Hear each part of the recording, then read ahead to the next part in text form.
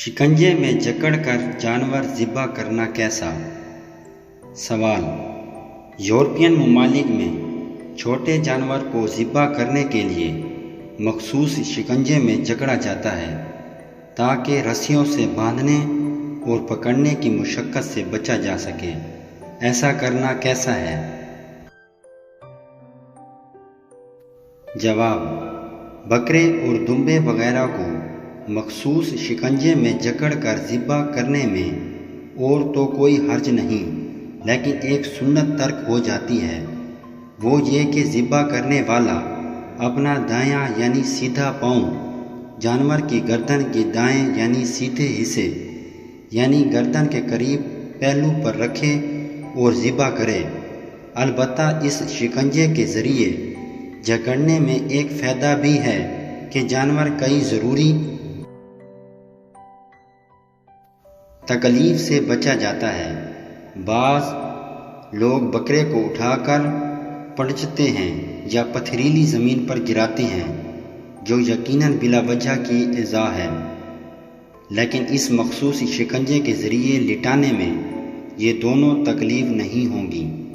नेज़ इस शिकंजे की हैयत ऐसी है कि जानवर को लिटाकर पीठ से जकड़ लिया जाता है और पाँव आज़ाद होते हैं, तो ये तिबी लिहाज से भी अच्छा है, इसलिए कि जानवर जितना ज़्यादा हाथ पाँव मारेगा इतना ही मोज़रे सेहत खून बह जाएगा। बहरहाल शिकंजे में कस कर ज़िबा करें या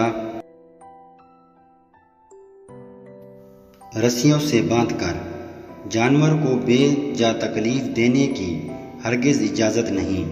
जो लोग बकरे की गर्दन चटखा देते हैं या बड़े जानवर की छुरियां घोंप कर दिल की रगें काट देते हैं या ज़िबा करते हुए हड्डी पर छुरी मारते हैं, तो इन्हें इससे बचना ज़रूरी है। खुदा ना ख्वास्ता मरने के बाद यही जानवर मुसल्लत कर दिया गया तो फिर क्या बनेगा? कुर्बानी के जानवर के बाल और ऊन वगैरह काटना कैसा? सवाल। कुर्बानी के बाज़ जानवरों के जिस्म पर बहुत बड़े बड़े बाल होते हैं। इन्हें ज़िबा करते वक्त अगर दुश्वारी हो रही हो तो क्या इन बालों को काट सकते हैं? अगर किसी ने वो बाल काट दिए तो इन बालों का क्या हुक्म है? जवाब। कुर्बानी के जानवर के बाल और ऊन वगैरह काटना मकरूह है। अगर किसी ने बाल या ऊन वगैरह काट दी तो इन चीज़ों को ना तो वो अपने इस्तेमाल में ला सकता है और ना ही किसी गनी को दे सकता है, बल्कि इन बालों और ऊन वगैरह को किसी शरई फ़कीर पर सदका करना होगा।